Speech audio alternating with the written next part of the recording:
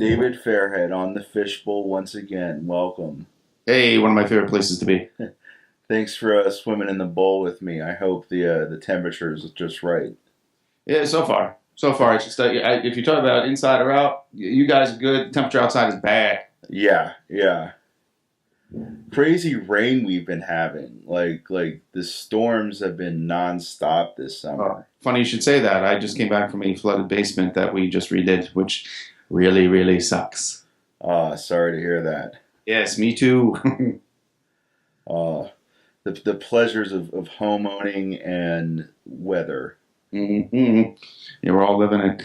And you catch me at a very odd time too. I just got a new nasal inhaler because, as my listeners know, I've had some nasal issues. I had like surgery up there where they break open more of your bone up there so you can breathe easier. And I took this stuff that's like $60 a snort. Well, a bottle, but it's tiny, just tiny. And I just realized now you're not supposed to operate machinery after you snort it. I found out a year later, and I'm having trouble operating a microphone right now. Moving on. Well, I think you're doing just fine so far. So I guess sometimes drug fasts are wrong. Yeah. Like what they say about marijuana and everything. So. Oh man, let them smoke it up. I hear there's too much weed in California right now. Give me a break. Pass it on. Pass it down the hall. That's what I'm saying. Send it down to the Pittsburgh, man. That's where we need it.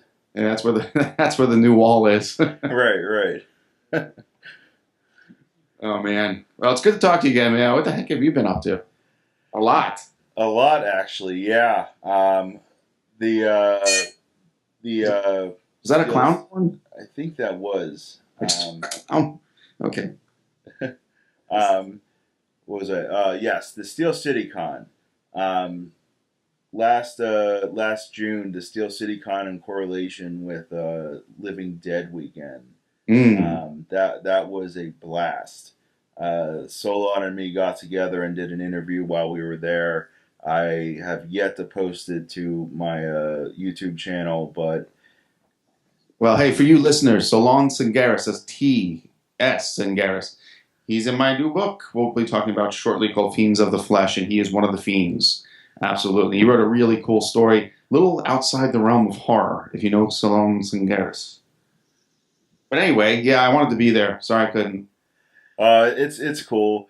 I know the next Steel City Con's coming up, which I'm highly excited for because Nancy Allen is going to be there. Oh, wow. She's great.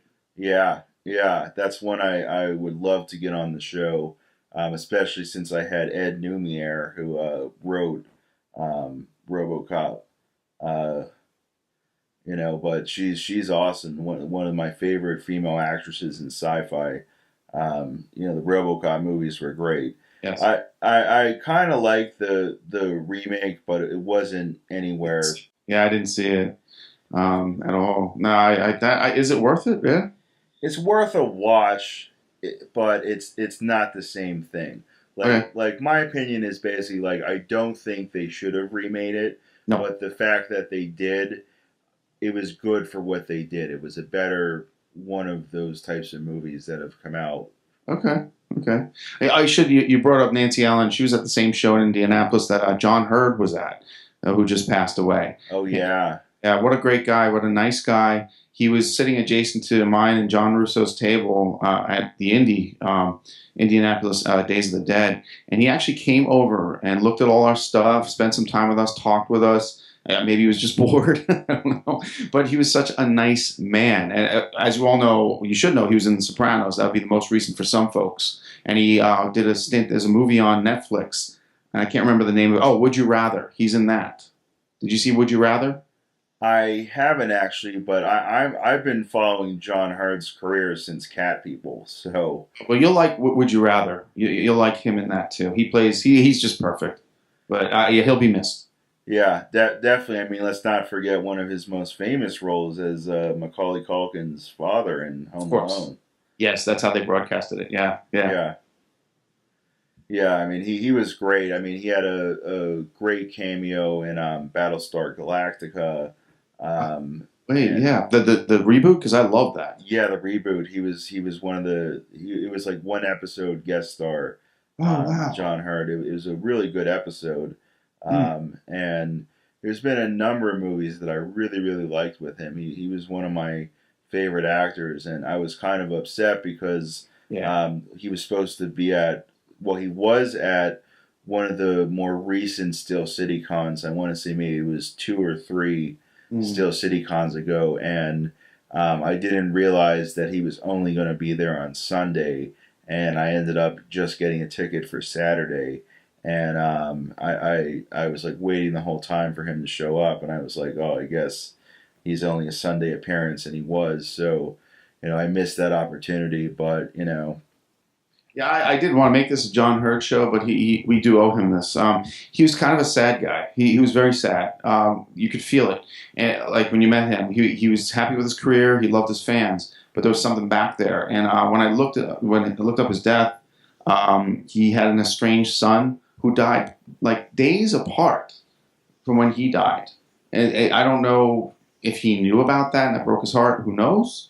We'll never know. But right. I thought that was. I think he was a sad character. Yeah, that's unfortunate. I mean, there's so many movies that I just love. I loved him in. A lot of awesome films.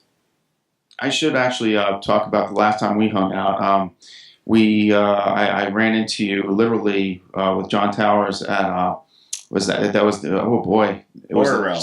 the last Horror Realm, and we hung out with Amanda Wiz, and that is how she pronounces it. That's Tina from Nightmare on Elm Street. I called her Weiss because I thought Weiss just is a cool name, but it's Wiz.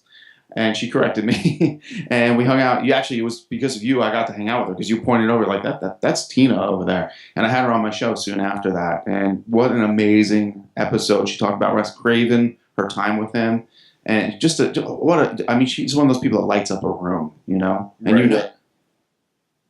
That's awesome. That's awesome. When I was at Still City Con, I actually I have all the interviews like edited. I've just been like procrastinating about posting them because I've been busy. But Mm-hmm. I actually covered the whole I Living know you Dead did. weekend. Yeah, I've been waiting for and that. yeah, and Solon was there. I did stuff with Michael Cornick and Marty Schiff and He's great, Marty Schiff and I share the same chiropractor. That's how we met. oh really? Who's the chiropractor? Oh, we could take Casey Phillips. I believe it's South Point Chiropractic. Okay. But Casey Phillips, you can look him up online. He saved me from my sciatica in my old age.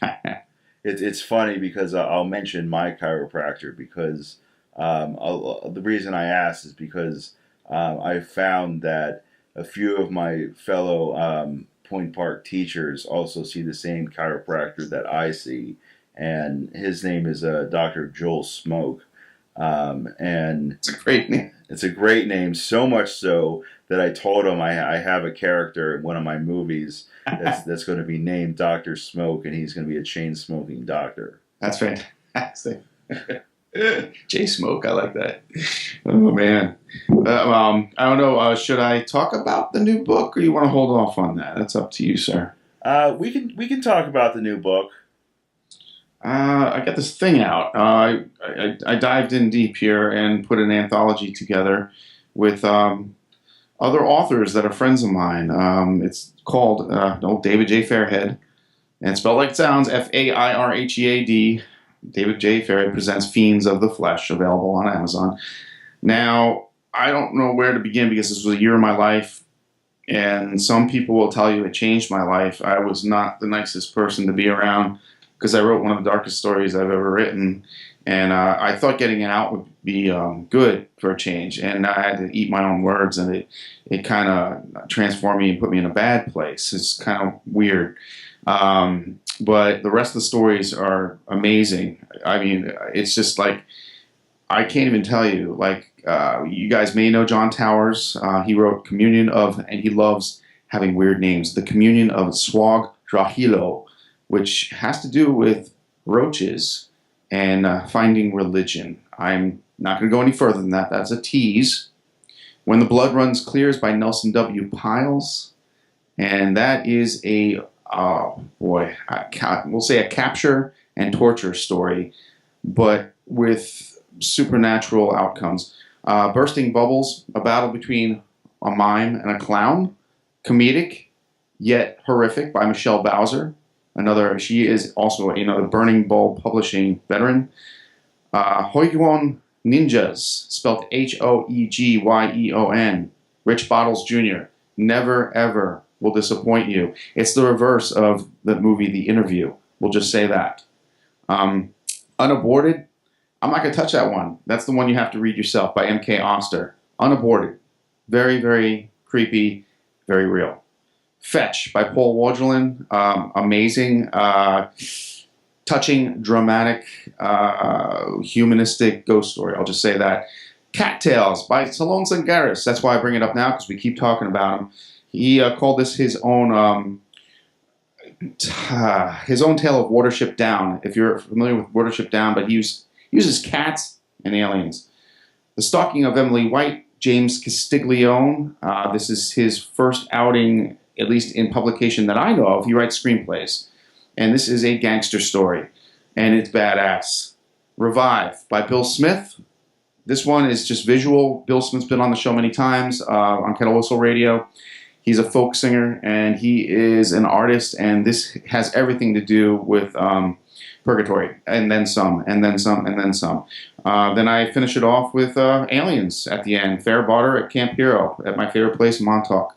There's something for everyone, and that's, again, Fiends of the Flesh. Check it out on Amazon. Help a brother out, and some sisters too. Awesome. You heard it on the Fishbowl first. Check it out. It's worthwhile. I'm telling you. Check it out. He knows his horror. I do. This guy will tell you. Like my teacher actually at Point Park, actually multiple teachers told me I probably, one, am the #1 horror fan in Pittsburgh, and two, the #1 Arnold Schwarzenegger fan in Pittsburgh. Oh, really? I've had a few of those.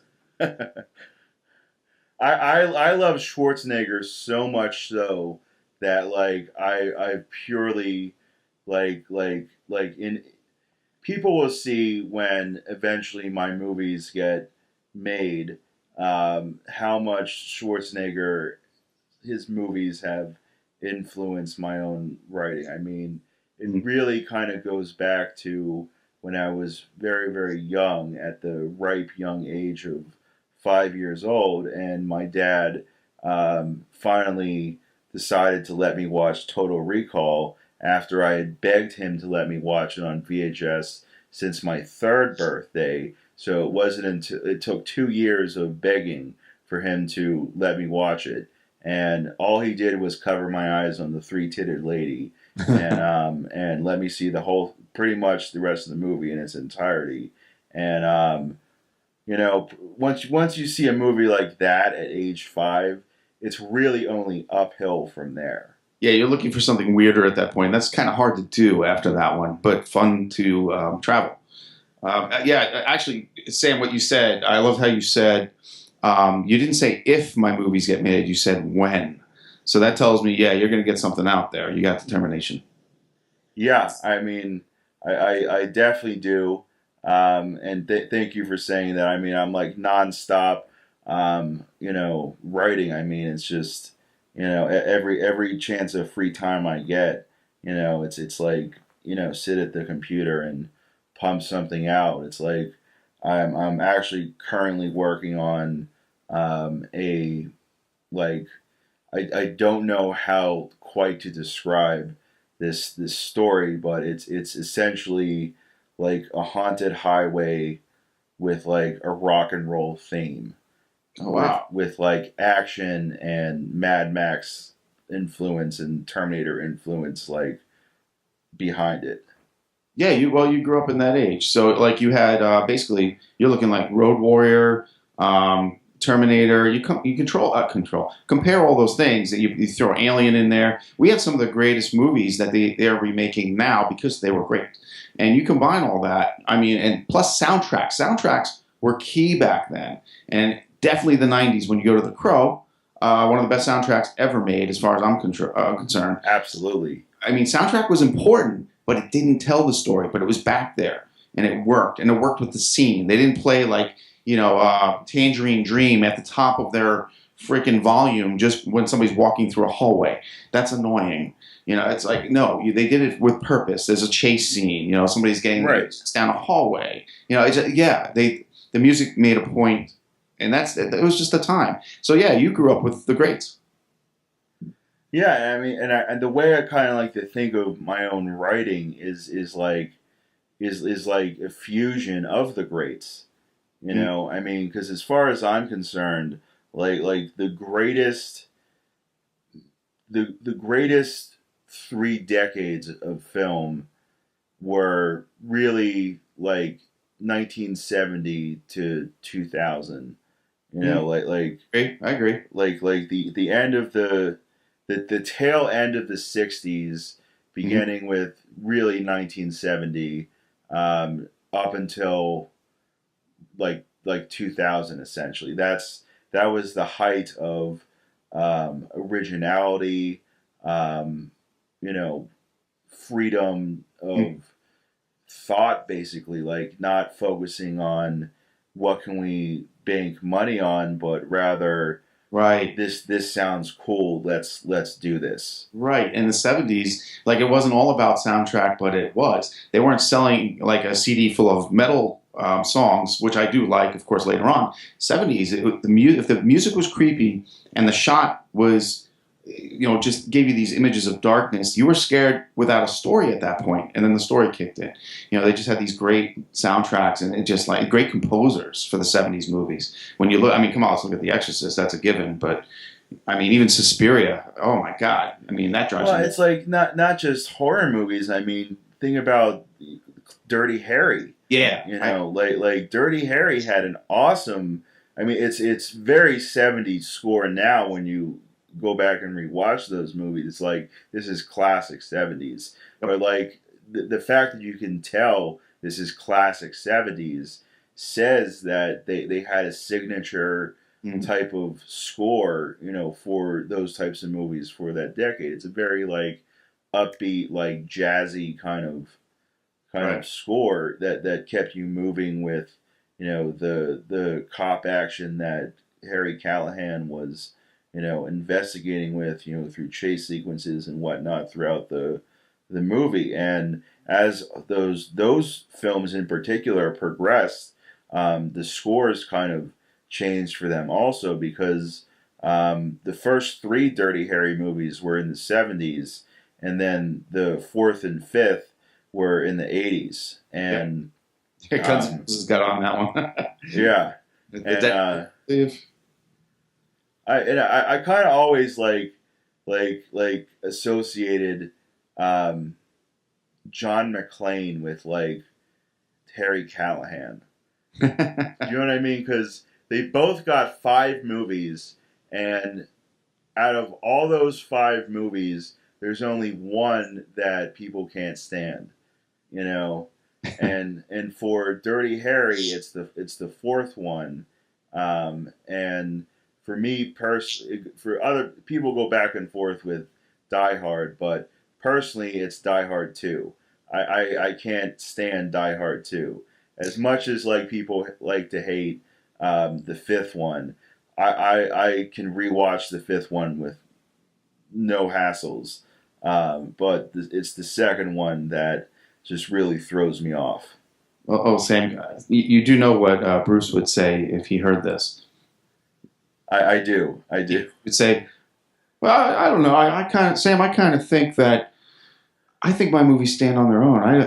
I don't think I should be compared to Clint Eastwood, because he's just such a jerk to work with. Kevin Smith has told the stories, and you can tell he's a jerk since the honeymoon days. Honeymooning. Was that what was it? What was that show? Was it? Yeah, I know you're talking about. Yeah. he was annoying. But yeah, I do love his movies. I can't help it. But he's a jerk. I have heard that. I have heard he's very hard to work with. Yeah. I mean, he likes to take the characters in his own direction, but sometimes it works out, sometimes it doesn't. Because, like, I'll tell you what, I saw this most recent movie. What is it, like Once Upon a Time in Venice? I think it's called. And, like, first of all, like, I was so confused on what I was watching, Oh, because like this movie, like, I couldn't tell where the plot points were in this film. Like I had no idea what was. It just seemed like a lot of random things were happening, and it had a few stars in it. And I honestly am like, how does someone even greenlight this? Because it's so confusing to, like, know what is the inciting incident. Because as far as I could tell, the inciting incident doesn't happen until, like, half an hour into the movie, which is, like, absurd. Like, it's supposed to happen within the first, like, basically 15 minutes. mm. And it was really, really weird. It was like I had no clue what was going on. It was all over the place. Stuff was going on left and right, and it wasn't even that appealing. It was quite boring. And I was like, my mom kind of said this to me, and I was like, maybe you're right. But she was like, I think Bruce Willis might be losing it in his old age. And I was like, you might be right about that, because this movie sucks. That's bad. Yeah, it's a shame when you watch your heroes crumble, but they all do at some point. But a lot of them bounce back too. So I don't know. Bad decisions. Who knows? People are always down on Tim Burton. Honestly, what he created, I'm perfectly happy with everything he's created. So I don't know. He'll bounce back too. Well, I don't think he needs to, but from his fans need to be a little nicer to him. I think he provided so much good entertainment through the years. I think they do too. I will agree. A lot of his stuff has become kind of the same. That doesn't mean it's not good. But I will say this though, the most recent film he directed, Miss Peregrine's Home for Peculiar Children, that was really, really good. Really? Okay, I bypassed that one. Okay. Like, it was like I saw remnants of, like, Edward Scissorhands in there. It really felt like the first kind of, like, original Tim Burton movie, even though it's based on a book, but it was really, really good. I was surprised at how much I liked it. And there's a lot of stars in there. I mean, you can't go wrong when Samuel L. Jackson's the bad guy. Yes. And you have Ava Green. Oh. We do have to mention this too. We can't do a show without talking about George Romero passing. Yes, especially since I have his desk. Okay, we're gonna get to that. That's for sure. But George Romero, if you don't know who that is, I'm not even gonna tell you who that is. Look it up. He passed very recently, and that's a blow to Pittsburgh. But I will say, at the Hollywood Theater, I don't know if you were there, they had a creep show. They played Creep Show, and it was a Creep Show tribute to George Romero, and it was a free show at the Hollywood Theater. Right, that's about 2 miles away from my house. Glad they did that, but it was a big blow to my friend John Russo, who, if you're on my Facebook page, you can see he talks about it, and it's just really sad. It took us all by, like, it's one of those guys you think would be around for a long time, and apparently Sam has his desk. Yes, and I have a funny story behind that, and my own personal story, that I was fortunate enough to meet George a few months before, like a month and a half, 2 months before his death. First I'll talk about the desk, because like that's a story in itself. Basically, I was about to start my freshman year at Point Park University, and I needed to get a new desk. Mm-hmm. And my mom and me were, like, shopping all over the place, and, like, looking around, but nothing was quite like, catching my eye. And I was working at the exchange at the time, and she texted me and she said, you'll never, well, first, a few days prior, she told me there's this yard sale in the paper and it's not very well publicized. And I'm working at the exchange, like doing a double, and she texts me saying, I got you a new desk. You'll never guess whose desk it is. And I got you some other stuff too. And I was like, I texted her back, okay, whose desk is it? And my mom is like not the biggest, she's not a horror fan at all. She doesn't understand why I'm into this stuff and why I collect horror movie action figures and go to these conventions and stuff, but she supports it because she's a good mother. Um, Basically, all this talking about horror movies and the people that influenced me paid off because the house that she went to was Christine Ramiro's house. Holy cow. And she was basically having a huge yard sale like after George and her split, and she was selling off like all this merchandise and action figures, t-shirts, posters, all this stuff, and she was moving out of this house, and my mom found this desk that George had to have written stuff on because it was in their house, and she bought me the desk. She bought me the screenplay for Land of the Dead,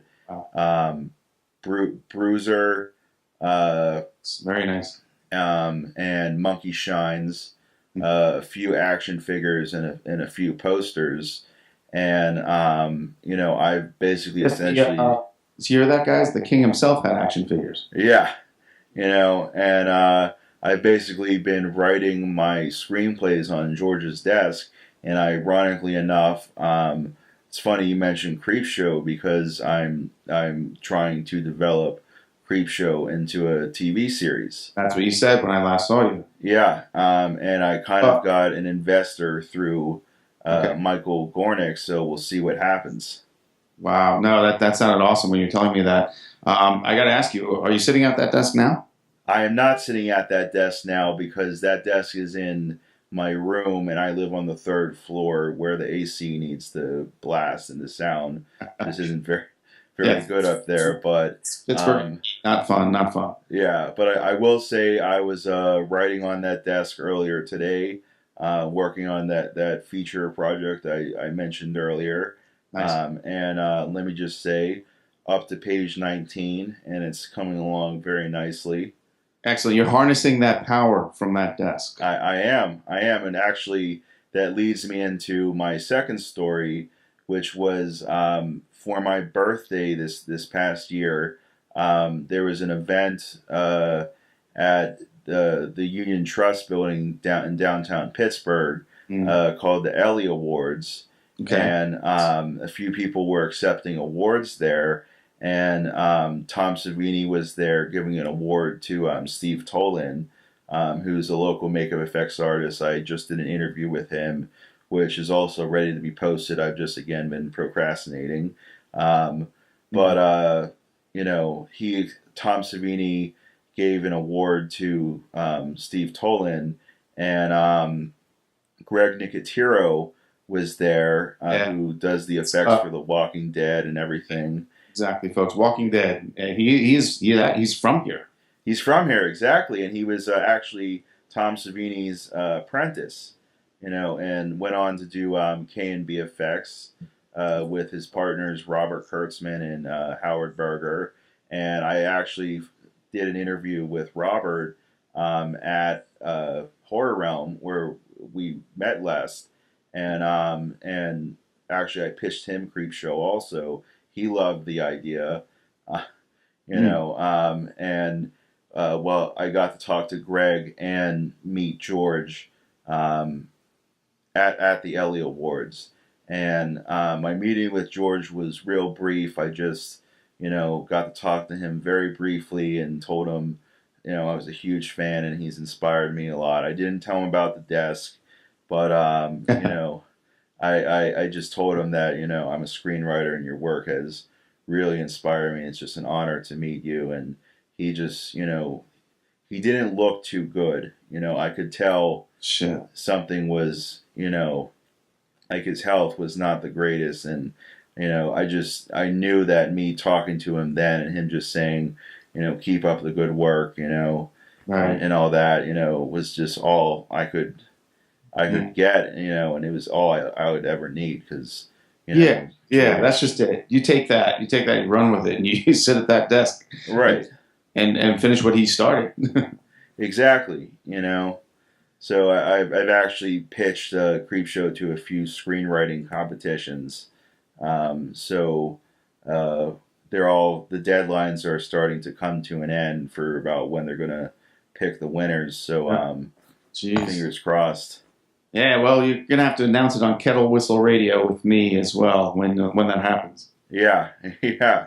Please do. Yeah, absolutely. Yeah, guys, you got to tune into Kettle Whistle Radio too. We're kindred spirits. We cross over with the horror. I do a lot with music as well, comic books, of course, too, and subcultures. That's just our thing. You can find us all at www.society13 or is that slash? What is that? I don't know, .com. I don't even know anymore. It's society-13.com. But you can get all our shows there and all my stuff at www.fairlydarkproductions.com. All the Kettle Whistle Radio episodes are there. Awesome. Yes. And I actually have to tell you, I've been starting to book some bands as well. Get out of here, really? Yeah. Get any good ones? Oh yeah. Cool. Oh yeah. Let's see. The Fishbowl listeners, you can expect an interview with the Flying Eyes. If you're not familiar with their music, they're from Baltimore, Maryland, and they're really like a fusion of like the Doors, Alice in Chains, Pearl Jam, just a lot of the awesome, more so the '90s alternative influence. That sounds really good. They're awesome. They're putting out a new album in September, I believe. Their 5th album. You can check that out. Go to they have a Facebook page. They're on Spotify.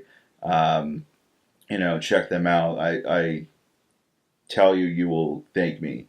I also did an interview that you can expect with from Florian. I forget his last name, but he's the lead singer and guitarist from a band called the Roaring 420s. And they're based out of Dresden, Germany, and they're like they're what I'm kind of referring to as like a new genre of music that's like emerging, that's like retro '60s revival. Nice. That sounds really cool. Yeah, it's like they're awesome. A lot of like Velvet Underground influence. Well, we need something like that right now. Jesus, state of affairs. We were at that same show, like I said, the Horror Realm, the last of the Horror Realms, unfortunately. There'll be something else will pop up, folks. Don't worry. But you must have talked to the people from that movie, The Barn. Yes, I did. Well, I bought everything they had, and they gave me the soundtrack. The soundtrack is a retro 80s soundtrack. Okay, it's all retro, like metal. It's definitely 80s music. These bands are trying to make 80s metal. And of course, I grew up in that era. I'm over it. But you know what? Going back and listening to this stuff, there's like 15 to 18 songs, and these are good bands, and the music's good. It takes you back to that era. And I didn't know if you listened to any of that at all, but I know we met the Scarecrow guy, and I watched the movie. I enjoyed the movie, and it reminded me of a movie called Neon Maniacs. I actually didn't get a chance to watch the movie. I was busy like going around trying to get everyone that was like a major guest there that I could get to do an interview. But I did talk to those guys, and I was very interested to check out that film. But they had an awesome booth. Yeah, they did. Very interactive. Yeah. Yeah, it's a good movie. They're already moving on to their next one. I talked to them. I plan on getting them on Kettle Whistle Radio at some point.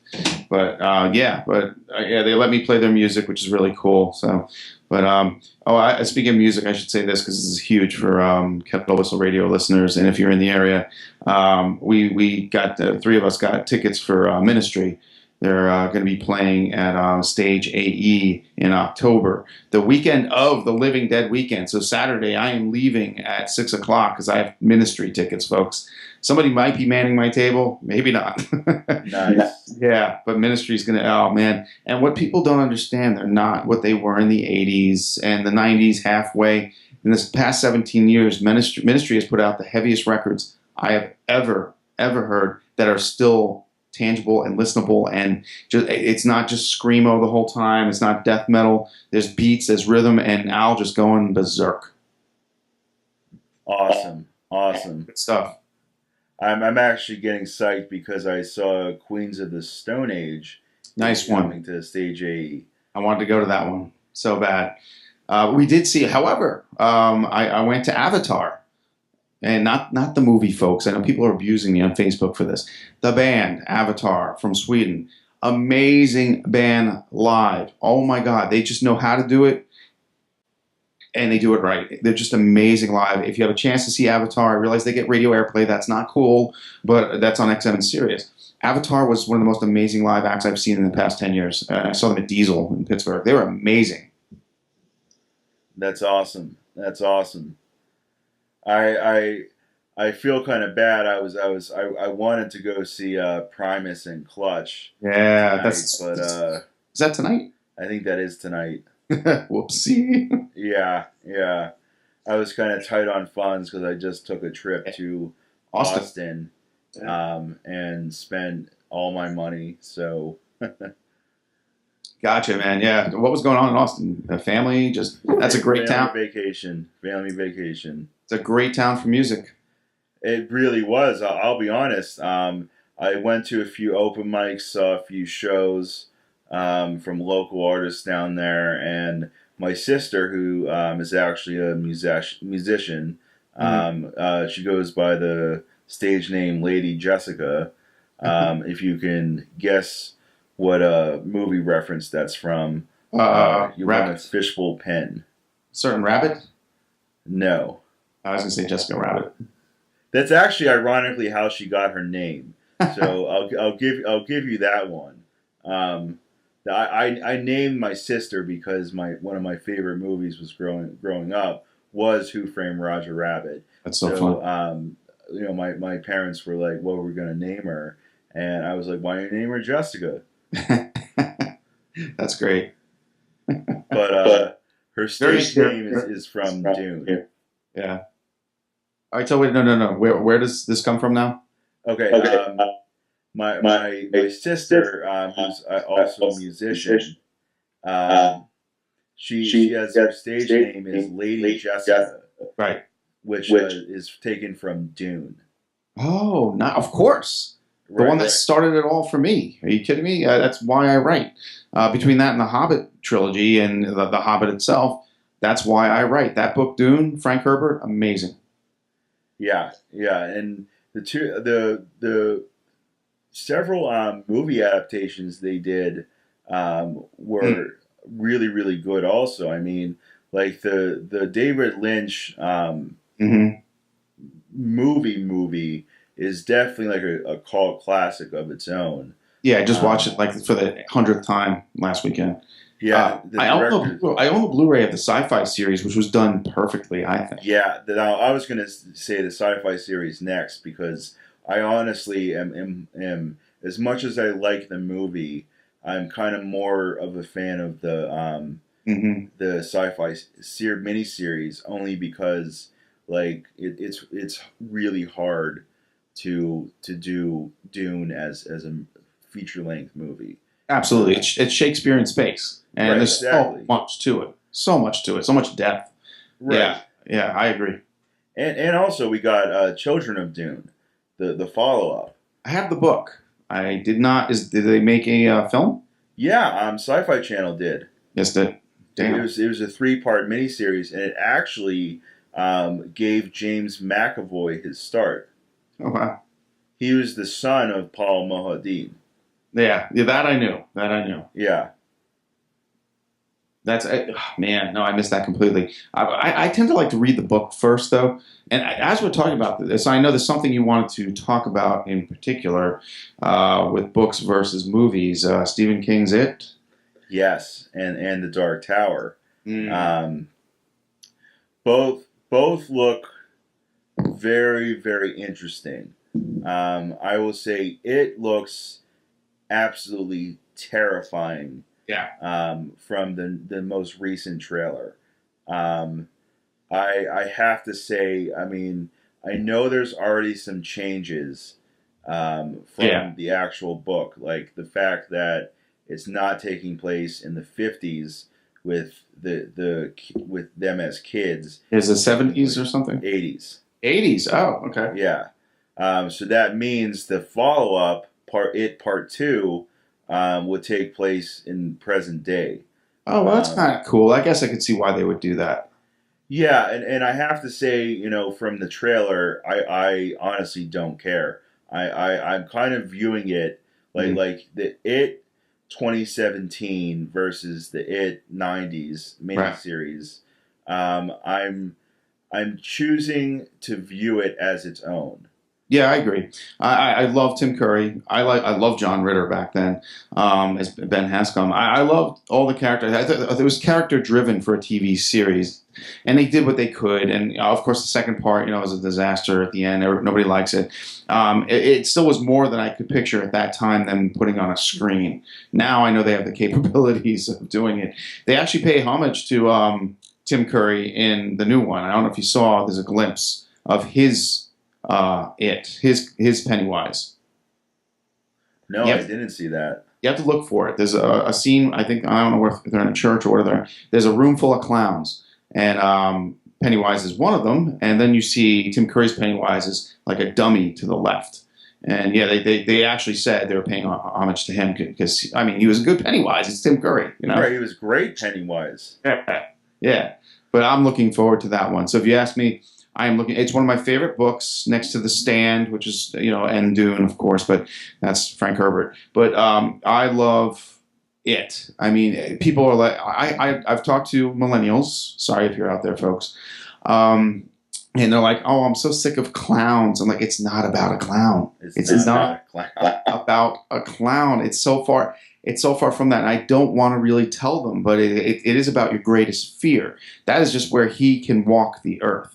Right. Or I should say she? Is that a big spoiler? I don't know which direction they're going with that, to tell you the truth. There was rumors that they were going to go with the she, but I don't know. That was the director that got fired, so who knows?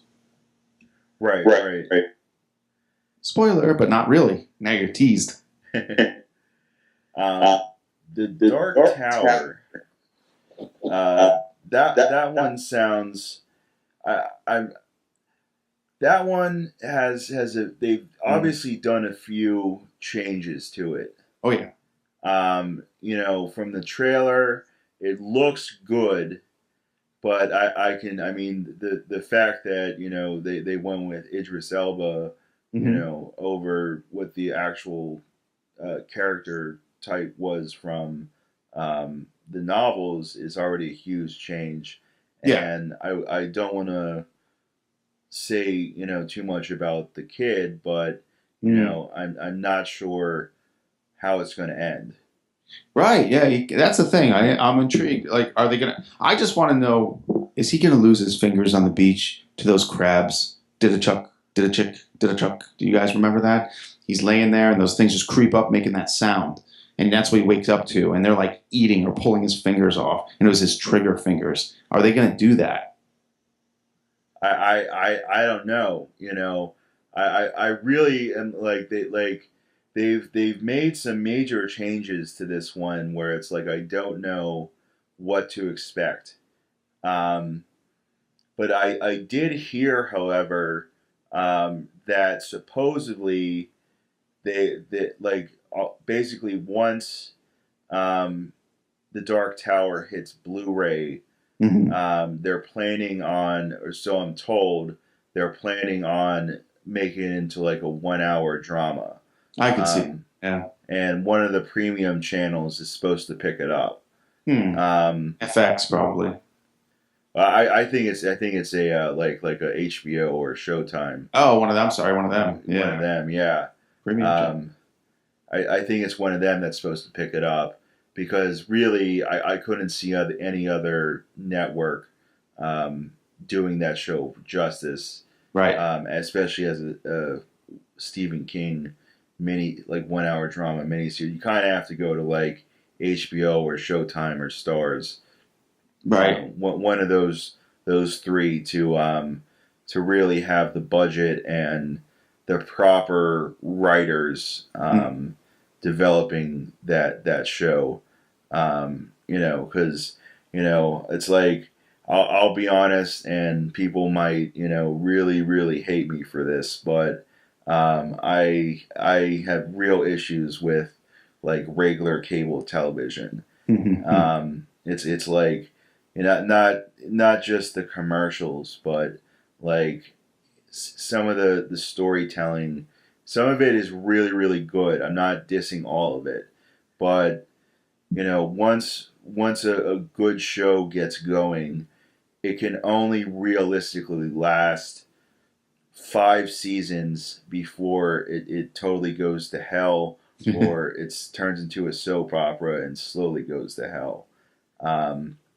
It's you can see it, through that scenario play out again and again. And regular sitcoms like The Big Bang Theory and How I Met Your Mother are just so like generic writing to me that it's just like, I can't take this show seriously. Wow. It's too formulaic, and I think it was Andy Kaufman who said it best. Loved him. Or Jim Carrey also playing Andy Kaufman, who says it in Man on the Moon. He the whole reason he didn't want to be Lucca on a sitcom was because he had the perfect idea of what those shows are. They're boring, they're formulaic, and it's dead people laughing. That's really funny and so true. It's weird, it's like, if I shouldn't have to have fake laughter, telling me I'm supposed to laugh. Like the material, the writing should be funny enough. They had a laugh track for the Flintstones, for crying out loud. Right. It's crazy. I mean, I'm kind of like that. That's why, like, if I were to with my own series, it's like I purposely want to write them in such a way that, like, only it could only be done as like a feature or a show taken to like a premium network. Yeah, do it, man. Don't round out the edges. Keep the edges in there. That's what I say. Yeah, I mean, because let's be honest, horror is at its greatest when you have, the gore that you can show properly and some tits and ass. Absolutely. And of course, keep it real. You gotta keep it right. Don't do it gratuitously. Do it because it's actually part of the story. Yeah, that's the thing. I mean, I hate when they just gratuitously do it. It's like, no, sex scene should be part of the story. It should be happening not because it has to happen. We need this scene. Do it because this is what's happening right now. Right, exactly. Exactly. It's the same thing with violence also. Yeah. Like you shouldn't show gratuitous violence. I mean, that's why I have issues with movies like Hostel and I like Saw 1 and 2, but like the rest of them I just didn't follow, only because it's like I just don't understand like how you can play out the same torture scenarios like over and over again before it kind of gets old, And just doing it for effect. The perfect example happened way early. I say it's like a 1975 movie. This might be an education for you. It might be. I would. Oh my god! I don't even know what made me get this movie out, but just because I saw the trailer when I was a kid, I couldn't. I wasn't allowed to go see it. It was called Shriek of the Mutilated. Have you ever seen this film? No. Okay. All right. This is the perfect example. They started it back then. Shriek of the Mutilated. Okay. This is about a. Well, okay, it's about a Sasquatch that is, I guess, going after girls and killing them. I don't know that he actually does it. He may kill one. But then it ends up, they do a big turnaround, and it's a satanic cult posing as a Sasquatch to kill people. The Sasquatch is a guy in a suit, which just kills everything. The satanic cult are a bunch of dweebs. But they do this one gratuitous moment, because there was a hit song at the time, and it's a terrible song, called Hot Popcorn. And it's actually on radio airplay right now on XM Sirius, because they found it and put it back on. So I think it's called the band. I think it's called Hot Butter, but they only had one song called Hot Popcorn, or it might just be Popcorn, and they put it in the beginning of the film as these kids are walking past a movie theater, and there's this guy I want to assume might be the director, and he's just pouring popcorn into bags while they play the song. He's like, "Do you want some popcorn?" And it was an excuse to play the fucking song and it had nothing to do, and these kids aren't even in the rest of the movie. It was like, what? Like, even I knew, as like I watched it, I don't know, in the 80s, I'm like, this is just a gratuitous way to get this song into the film. Like, what a waste of my time. And the movie's terrible. Folks, do not watch Shriek of the Mutilated. Anyway. Oh, wait, a sidebar comment. Sidebar comment on Gunslinger. I have an interesting story there about when I bought the book. Was that like 83? No, it was like 85, 86, right? Yeah, something like that. I was in a Barnes & Noble with my friend Steve, and it was Christmas. I was doing Christmas shopping, and I had bought 2 copies of the book for two of my friends. I'm online, and I turned to Steve, and I'm just kind of like, man, I wish somebody would buy this for me for Christmas. There was this guy in front of me. He must have been in his 30s or 40s at the time. And he's like, "You want that book?" I'm like, "Yeah, I'm asking for it for Christmas." He's like, "Hold on." And he went, got a copy off the shelf, and bought it for me. That's awesome. It was, yeah. It put me in the Christmas spirit. I've been doing weird things like that ever since. That's awesome. Yeah, pass. Now borderlines on creepy. He wanted nothing. He just bought the book, and we said no words. I just said thank you, and he left, and that was it. Huh. That's awesome. And it's my Christmas tale. Anyway. Well, I have I guess somewhat of a story to follow that up. It was how I got my first drink of alcohol. Uh-oh. I was actually at my first convention, and I was in Chicago at a Fangoria convention. Ooh, good times. Of horrors, and it was my mom's graduation from high school present to me, and Zach Ward was there, and I've like loved this guy since I saw him on Titus, way back in the late '90s, or what was that, early 2000s. That in my opinion, that show was like the last risque sitcom that they put out, because it got canceled way too too quick. Early. Yeah, I agree. And it was really, really funny, and he was hysterical in that. And I didn't realize like how many at that time when I met him, like how many movies this guy has been in, let alone like how much of a career in horror he has had. I was hanging out with him and these other guys, like that were quite a few years older than me, and like my mom just let me do my own thing, and I was hanging out at like this dessert party that they had if you got like a gold or silver ticket, and I had the gold package, and like Doug Bradley was there, Bill Moseley was there, David Arquette was there, Jason Mewes was there. Jeez. And Zach Ward was there. So was actually Shawnee Smith from the Saw movies. Now wait a second. Wait. That's one of my crushes from The Blob. Yeah, from The Blob. That's what I like her from. And Stan. Yes. And she was there. And they were all everybody went into this bar at the hotel. And I kind of just like snuck in because you've seen how tall I am. Mm. Like, Yeah, man, Sam's. I mean, I'm a tall dude, but Sam's taller. I often look at like pictures that I'll take with like my family, and it's like I don't realize how much of like a monster like I can come off as sometimes to like people that are just, well, basically everyone else, because not too many people are as tall as me. But I got into the bar, and Zach Ward bought me my first drink. Wow, that's wild. You walked right into that situation. Fantastic. Yeah. That's cool. So let me ask you, all right, since we're on sort of the movie concept, Alien Covenant. You wanted to talk about, you hated it. Why are people hating on it? See, I actually enjoyed it. I liked it for what it was. It's a Prometheus sequel. It's a Prometheus sequel, and I'll put it to you this way. I'll rewatch it when it comes to the movie channels. Okay. But I'm not going to own it. Okay. No, I guess I'm that way too. I really, really thought Ridley Scott dropped the ball completely with that movie. That's one of those movies where the trailer is awesome.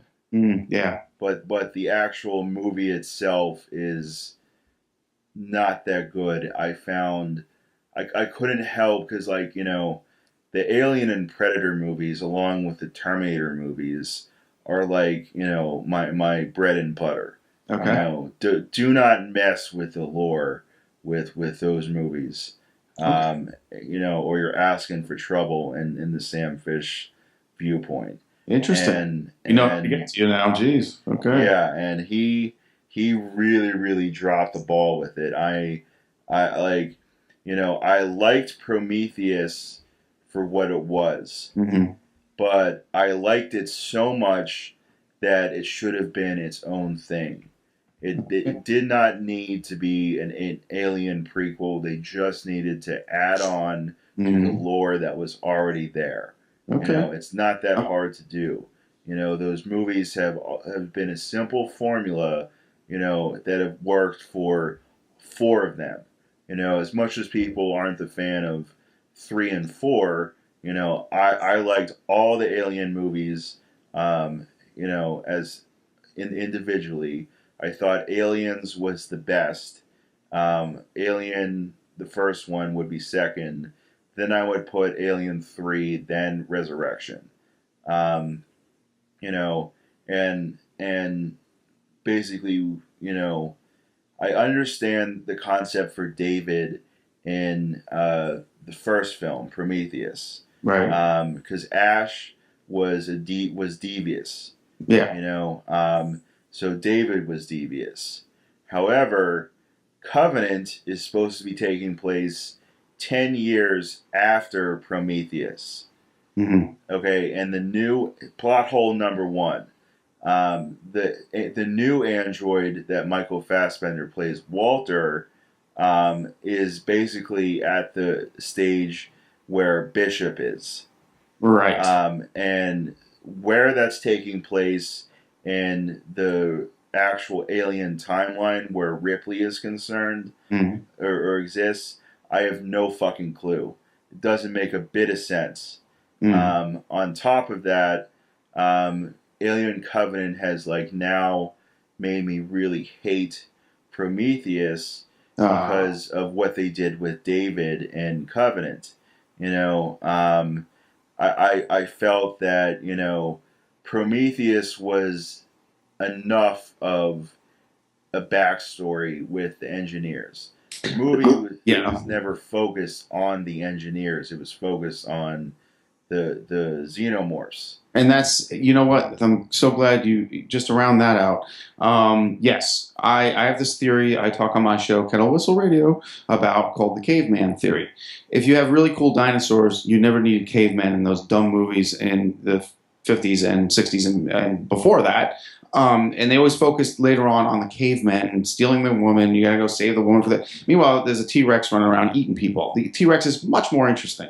So my caveman theory comes into play here. I agree with you on that. I'm tired of the android thing, blah, blah, blah, blah. But I got to say this. Covenant has some great scares. There's some great moments. There's some like really cool, creepy moments that I enjoyed. And that's why I like it. That's why I went to go see it. I like to see. Right. That's why I went to see it too, and it had some really intense moments. Mm. But to kind of counter your what you just mentioned with an issue that I kind of see with it from like my this is like my screenwriter mind working here, and it's like when I went to see it for the first time, I didn't have like I could tell there were things I didn't like about it, but the biggest thing that I took away from it was all the death. Okay, yeah. And I'm not saying that I didn't appreciate the gore, that was in there. It was cool, but we did have the issue of CG versus practical in some of those scenes. I agree, yeah. And that was a big issue I had. But back to the death aspect, there was so much death in that movie. Yeah. That it kind of felt like they were focusing more on the death versus telling the story. Or characters. Developing characters, exactly. Yeah, you don't care about people dying if they're not developed.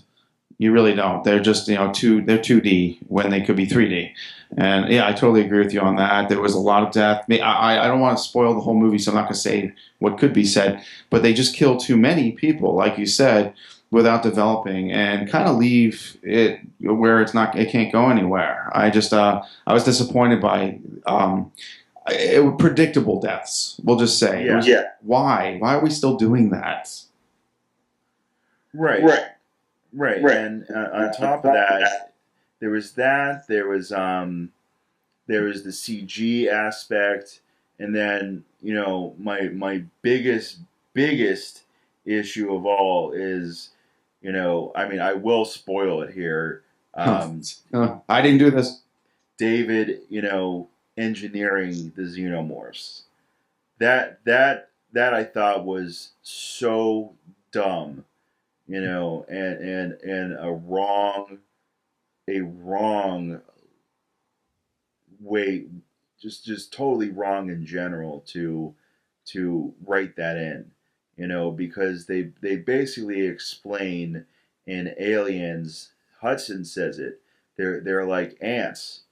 They're basically like giant insect alien vermin. Yep. And the queen and the eggs. Right, the queen and the eggs.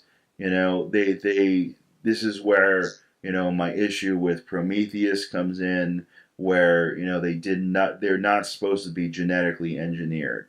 They're giant alien vermin from another planet that has, infested God knows, just countless worlds. And that idea alone essentially left it open that they could do an endless amount of alien movies. Yeah, and it's a terrifying idea. Right. And that would bring in, more stuff with the Predators, and the AVP lore, because, AVP needs to be remade. And done right, like set in the future. And I could be wrong, but I think 20th Century Fox has in the works an AVP reboot. If not, I'll just say this right now, I'm working on my own. And it's going to be set in the future like it's supposed to be, like in the comics. Yeah, I got those. Yeah. I mean, on a side note, the AVP comics are really, really interesting, especially when they like expanded into like the DC universe, the crossover with like Batman and Superman. Oh, yeah, that's kind of strange, actually. I have the first four issues of four limited series. I was still, like, I had just graduated or getting out of high school, and I have the first Dark Horse comics that came out. Oh, actually, all the first Dark Horse comics, and I have the AVPs, and I have the Alien five-issue limited series, and they're just amazing. The artwork's amazing, and the story was great, just fantastic. I'm glad we could throw some comic books in here right now. Yeah, yeah, definitely. Because I actually would love to like write like a like animated, because that's the only way it would work. But like an animated Batman versus Predator. Oh, that would be fun. Are you sure it hasn't been done? It hasn't been done. They've done the comics, Okay. but they haven't done Yeah, like. yeah, of course, anime. I should mention this though before it gets too late. I'm in two movies that are coming out very soon. One of which you could see at the Hollywood Theater if you guys are local, Dormont, Pittsburgh area. I just want to throw this out there before because I will forget. The Chop by Jack Davis and Carrie Jubilee, friends of mine, and they put me in the film, and I have one good line and one good action scene, and it's bloody, and I do my own stunt, and I hurt myself after 11 takes. And it was fantastic, and the movie I hear is fantastic. I can't wait to see it. But August 26th at the Hollywood Theater, The Chop. Check it out, folks. It's about a guy that has to run a chop shop to keep his family, well, moving, we'll just say, and yeah, he has to deal with gangsters, heroin, drugs, money, you name it. And it's an action film, and hopefully you guys will show up. All right, and hopefully Sam will be there. I'll meet some folks. Yeah, I'll be there. I'd love to be there. Yeah, check it out, August 26th, the Hollywood Theater in Dormont. Definitely, definitely. Oh, I have a new addiction too, and I'm sitting here staring at it. I can't stop because a friend of mine sent these to me. I really like robots, as I probably told you before. I love Robotech. I'm not a Transformers fan though, but I love robots. And there's this new thing called onelldesign.blogspot.com where you can build your own tiny robots, and it's so addicting, so addicting. I don't know why I felt to throw that out there, but I'm looking at these robots staring at me in my studio right now, and it's so much fun to build. That's awesome. I only have one more announcement, folks, but move on, Sam. What do you got? Well, I actually think that's a good place to stop.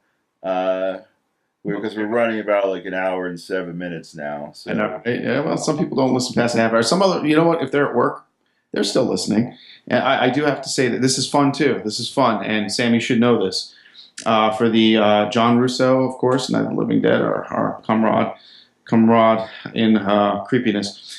He came to the studio where I'm sitting right now, at Kettle Whistle Radio, and we recorded two songs, Zombie Doobie and Uncle John's Lament. And they're two songs that are in the film. My Uncle John is a Zombie. We did the vocals here for that film, and they're in the movie. So I got creds for recording. So and they're hilarious, and they're good. They're kind of rocking too. So that's something right there. Check that out when you see John Russo's film, My Uncle John is a Zombie, which is been playing. It has been playing premieres in different states. They're waiting to do one here at the Hollywood very soon, and I'll have to keep Kettle Whistle Radio listeners up to date on that. Awesome. Yeah, I'll definitely be there for that one.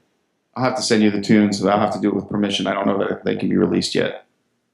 Yeah. Keep me posted on that. Sure. They're funny. He's great. He's a great singer. And just honestly, John Russo, great guy. Just a little crushed right now with the loss of George Romero. Yeah, I think we're all a little crushed with that one. A little bit. Oh, wait, I'm sorry. You were in Austin. I meant to segue to this real quick. Oh, yeah. They Yard Panther, that's our house band. They do our outro and sometimes our intro. They live in Austin. It's two girls, sisters, Jessica Timko and Erica Askew, and they have a little punk rock band that they put together. They used to play in my basement a lot. And Yard Panther, you were like right there, real close to them. You may have seen them for all I know. They probably were drinking in the same bars you were in when you were in Austin. But Yard Panthers, our outro band, just want to give big ups to them. Awesome. And I have to just say a little shout out to The Well, who is also from Austin and is soon to do an interview with the Fishbowl. Cool. If you like Black Sabbath, like old school Black Sabbath, listen to this band. Three-piece set, Oh, nice. You know, female bassist, backup vocals, slash lead vocals. Um, awesome.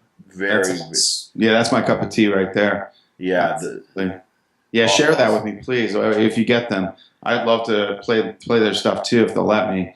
It sounds like my cup of tea, and you could always find me at www.fairlydarkproductions.com. Twitter, I'm at fairlydark, and on Facebook, just look up David Fairhead, Fairhead. Friend me. Don't friend him. He's a scary, scary, scary man. I tried. And I will scare you with Fiends of the Flesh. Look it up on Amazon. I'm telling you now, the first story is one of the darkest things I've ever written, and thought it would be cathartic, and it worked just the opposite.